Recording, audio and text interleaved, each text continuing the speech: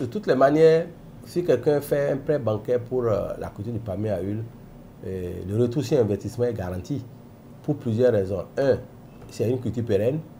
Parce que ce que les gens ne savent pas souvent, c'est comment le palmier à huile, tu prends tout ton temps, 10 ans, 20 ans, pour exploiter le palmier à huile. L'année que tu dis que tu es encore fatigué du palmier à huile là, et que tu fais tomber encore les plants là encore, c'est encore de l'argent. C'est-à-dire, tu as fini d'exploiter, tu as pris régime, tu as pris tout ça là. Et la dernière année encore, maintenant tu es fatigué, tu ne veux plus de ça. Tu appelles encore les vignerons là qui viennent faire tomber les gens pour faire le vin de chaud là, le vin à temps là, ou pour faire le soda là. C'est beaucoup d'argent encore que tu as. Ça veut dire qu'en réalité, celui qui a peut-être 35 ans aujourd'hui, et quand il aura 30 ans en plus, ça fait 65 ans, il devient riche encore subitement un matin.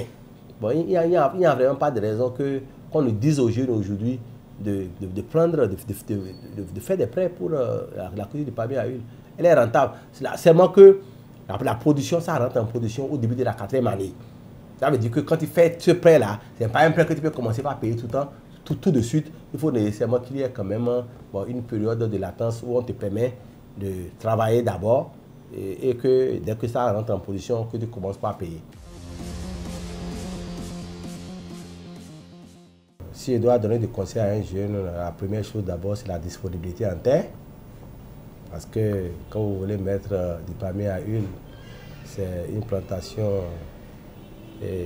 qui est une plantation pérenne. Donc quand vous la mettez, c'est pour durer une trentaine, voire une quarantaine d'années. Donc la terre est l'élément premier et dont il faut disposer. La deuxième chose, c'est de savoir où est-ce qu'on veut planter le palmier à huile, le lieu même de plantation, la qualité du sol que nous voulons exploiter, parce qu'il y a des terres phéralitiques, il y a des terres sablonneuses, il y a des terres sous forme de calcaire, il y a des terres où c'est des cuirasses avec beaucoup de cailloux. Le palmier à huile n'aime pas ce type de terre. Le palmier à huile n'aime pas aussi les plaines inondables, c'est-à-dire là où l'eau peut rester pendant plus de 3 mois, 4 mois. Si vous plantez du palmier à huile là, naturellement, vous ne pouvez pas vraiment gagner. Et l'autre élément aussi, c'est qu'il y a ce qu'on appelle la parcellisation. Quand vous avez fini d'avoir la terre, et que vous avez fait le bon choix en vous faisant accompagner par les techniciens et qui s'y connaissent, notamment aussi les acteurs proches de la fédération. Donc, l'autre élément, c'est, comme je le disais tantôt, la parcellisation, de savoir où est-ce que vous voulez mettre le palmier à huile, et là où vous voulez mettre votre poulailler, là où vous voulez mettre votre logement. Et naturellement, il faut nécessairement qu'il y ait un plan.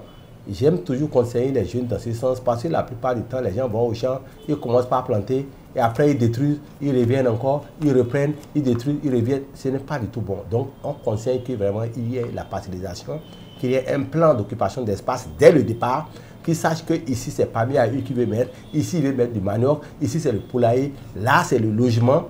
Et si c'est fait comme ça, il n'a pas de problème. Même s'il n'a pas les moyens pour occuper tout à partir de maintenant, il sait que tel espace qui est réservé pour telle chose ne devait pas être exploité pour une autre chose. La troisième chose, comme je le disais tantôt, c'est la formation, parce qu'il faut nécessairement qu'il y ait de renforcement de capacité. Qui dit filière palmier à huile aujourd'hui, c'est une filière organisée. Et de plus en plus aujourd'hui, il y a deux types de palmiers. Il y a le palmier naturel et le palmier sélectionné. Le palmier naturel, vous avez 1,5 tonnes à l'hectare dans le meilleur des cas. Ça, c'est le meilleur des cas.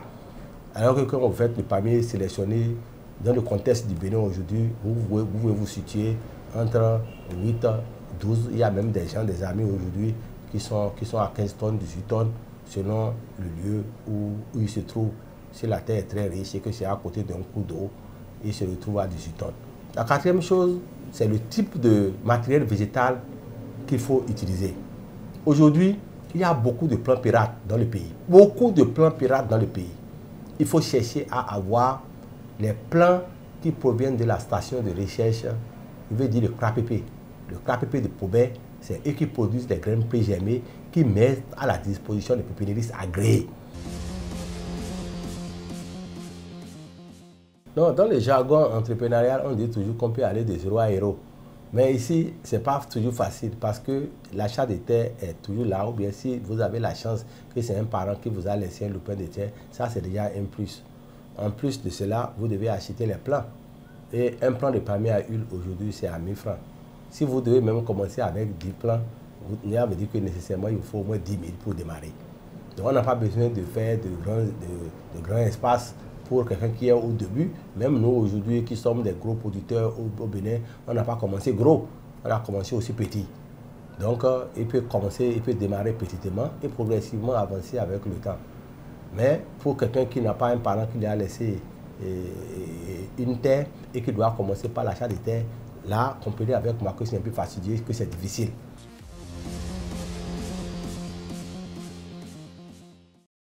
Le sud du Bénin, par nature, est propice à la culture du palmier à huile. Toute la zone du plateau, de l'Ouémé, de l'Atlantique, du Mono, du Koufo, et une petite portion du Zou. Et ces zones-là sont favorables à la culture du palmier à huile. Mais à l'intérieur de ces zones-là, il y a des zones qu'il faut éviter. Comme je l'ai dit tantôt, il y a des zones de cailloux, il y a des zones de cuirasse, il y a des plaines inondables sur une longue période. Si c'est jusqu'à 2 mois, 3 mois seulement, et que ça peut s'assécher, il n'y a pas de problème.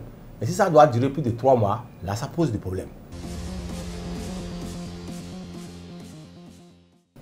Non, je pense que nous ne sommes pas nombreux dedans parce que chaque année que Dieu fait, il y a 3 à 5 000 nouvelles, comment on appelle ça, nouveaux États qui sont plantés. Cette année, nous sommes déjà en train de planter encore. Et même la quantité de plants que nous avons aujourd'hui ne suffit pas. On n'a pas encore fini de planter quand les plants n'existent plus.